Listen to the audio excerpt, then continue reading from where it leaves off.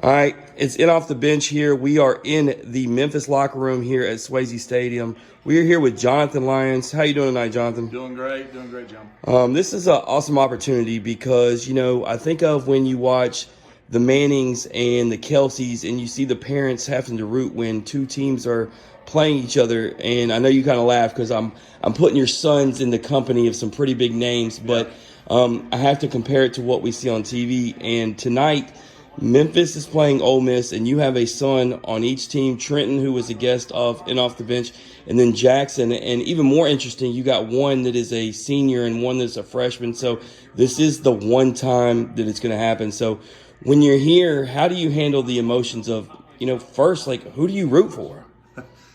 I would say, Jim. I mean, I root for both of them because I know both their buddies, both their teammates, and even though I played at Memphis, right now I'm an Ole Miss fan and I'm also a Memphis fan, and wherever my boys play. But the emotions of it are, I guess it kind of goes back when they're growing up and where they want to be able to be, and both of them right now. Even though Trenton has a chance to be able to go much farther in baseball, both of them are at their dream schools and where they are. And as a father, you're so proud of that because you can never imagine your son. You're not sure, even though I played and played at a high level, you're not sure what your kid's going to grow up to be, and to be able to have them both at the dream schools with their coaching staffs, and both of them have awesome coaching staffs. It's pretty. We're blessed. Their mother and I are blessed. Yeah, and so you talk about them being at their dream schools. Obviously, we were just having a conversation before this started. You going to Christian Brothers, being a local product, they are. How did that come to be? Because they're not exactly rivals, but as well as I do, if you're from this area, Memphis and Ole Miss are not exactly fond of each other. So, how did they become one of one and one of the other? So Jackson, growing up, always wanted to be a Tiger, no matter what, and. So, with him and going through his process, he was a late bloomer. He started off at CBU and then went to transfer portal, was 90-92 pitching wise, and Memphis picked him up. And he had always gone to their camps when he was growing up. He always wanted to be a Tiger. And on Trenton's side, I would bring him to Ole Miss games. We would play down here at F&C Park, which was more prevalent when Trenton started growing up. And then he started going to camp at Ole Miss when he was like 12. And he met Bianco when he was 12 years old. And met Laugh and all of them, and then they were able to see him play when he was 14, and he fell in love with the coaching staff, and basically it was one of those things where he had offers from multiple schools and had the opportunity to go in the draft last year, but he knew that he would be able to have the best tutelage, being able to be here at Ole Miss, and I think that with both of them, separate paths, separate abilities, separate positions, so on and so forth, and separate goals. That's how they ended up landing in their spots. Yeah, and so we had Trenton on the show, and he talked about having a big brother that helped drive that competitive edge. I'm a firm believer in iron sharpens iron. Do you think one of the reasons why Trenton may have the ability to go further isn't just an overall talent thing, but he was brought up in a harder competition, way. Not only does he have dad teaching him, but he has an older brother that he probably played against older kids, was always going against better competition. Yeah. So from birth, they started playing. They were hitting off tees and all that fun stuff when they were 3-4 years old. And the thing was, I was always working with Jackson when Trenton was younger. And they're 3.5 years difference. And Trenton would just soak everything up that Jackson was doing, and he would be on the bench when I was coaching Jackson's teams when he was real little, and then he always wanted to be like those older kids. I mean, he actually, Reagan Burford for Ole Miss played with Jackson when they were little. Trenton grew up watching Reagan Burford play, and then would play with them at practices and so on and so forth. So being that second born, definitely has its benefits. Now Trenton's also 6'3", 190 pounds.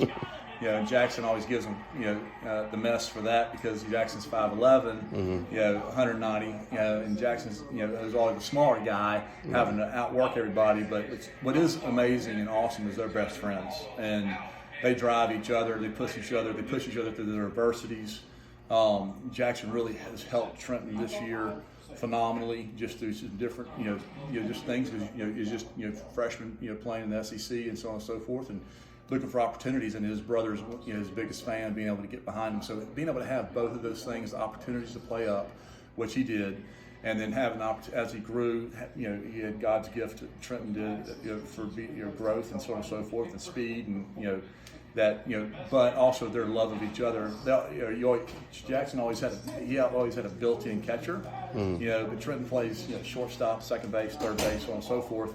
And so Jackson would hit him balls, they'd hit each other balls, and then also Jackson and Trenton had a built-in pitcher to hit live ABs off of, so that helped. It helped in both ways. And Trenton pushes Jackson too, and he roots for Jackson whenever Jackson's pitching or wherever Jackson's playing, and they talk most every night about their games or whatever they're going through at the time, and to be able to help each other. So having that brother, and growing up in that way for both of them has been, I think it's been special for both of them. And like I said, Jackson is Trenton's biggest fan, but I also know that Trenton is Jackson's biggest fan as well. Absolutely, and as a dad, that's what you want from brothers. That's what you raise them to do, to love one another, have each other's back, and it's going to be competitive, right? Somebody's going to have bragging rights at Thanksgiving, a little smack talk. That's what we're going to do, but ultimately, at the end of the day, it's much deeper than that, and it's love. I see you, watching out of the corner of your eye. I know it's you're probably ready to get back out there. So, the last question: when this is all said and done, what's the message that you say to the winning son on how to make sure that he properly treats the losing son so it doesn't get out of hand at home? Well, it really doesn't matter what I say because, like every other father, my kids, they'll say, well, they say they listen to me, but they really don't. So typically, Trenton's a more laid-back one. He won't talk a lot of smack to Jackson. He'll just smile at him. And he'll always kind of let him know and poke fun. But if Jackson is on the other side winning, he's one of those guys that will dig into you and he will bring it up constantly. And it's funny because I will be the one to go behind their back and say, you can't do that anymore. And as soon as one of them ticks the other one off, it will come out. So it really doesn't matter what I say. They're competitors. Both of them are highly competitive. Again, Jackson shows more of his, wears it on his sleeve, where Trenton's very much of a gamer type of a guy. So right, I've noticed that very, very competitive. Always looking serious when he's out there. So one last question, actually, just about the programs in general. Both of them are turning in the right direction, right? Multiple wins in a row, getting it together. I know both these teams have big expectations. Do you think they're both? It's obviously early, but do you feel like they're both turning a corner into the right direction? 1,000%. I mean, you look at. Both teams, it's baseball, right? It's a long season, and both of them have great leadership. Both of them have great coaching staffs, and then both of them are now, you can see the boys sinking in with one another, on each various team with leadership and different things like that. I think that, competition, of course, is going to be tougher, in the SEC than it is in the AAC, but at the same time, it's all relative, right? And I think that both of them have, again, great leadership, but also from the coaching staff, but also they've got dogs, and they're gritty and they play hard and they play hard together, and that's what you want. You want to be able to have guys that go out there and they play for each other and they play their rear ends off and get after it. So I think that they're both going to fare very well this year. And I know the boys feel both respectively that their teams are going to do really well. Trenton is constantly complimenting to me players on their team and how they're doing well or how they're grinding through something. And Jackson's the same way and very complimentary of his players on his team. So I think they grew up being team guys. So not necessarily rah-rah, but more team. And so I think that they're again they both feel that. I mean, to me, Trenton believes that they're going to win the SEC. And go to Omaha. And Jackson feels the same way. They're going to go to a regional. And so, it's exciting to be able to see that. And I think that both programs could do that this year. Yeah, I think if you don't have that attitude, you're playing the wrong game because you got to have a positive. No, absolutely. You got to believe in yourself. But I agree with you. I've been seeing you at the game, so I know we've both been there. I've felt like Memphis is starting to get it with their pitching because we know they can swing it. Ole Miss is getting it together completely. I was here for the Iowa series this past weekend. I thought they looked great. Grace and Sonia looked great. You talked about a dog. Burford hit that home run a minute ago. Amazing leader. And you're talking about a guy who was a part of that national championship team who's came up under those other guys. So I think he's made to be a great leader. So I feel really good about both these. And, man, you're a blessed man to have raised two young men that are in both these programs and get to be a part of it. And so and they get most of their ability from their mama. There you go. She has a Smart gene. move. Christy Lyons has got a special gene in her family that makes baseball players. So. Johnathan just taught all the men out there how to do it. But we appreciate your time, and we'll let you get back to the game. Absolutely. Thank you, Jim.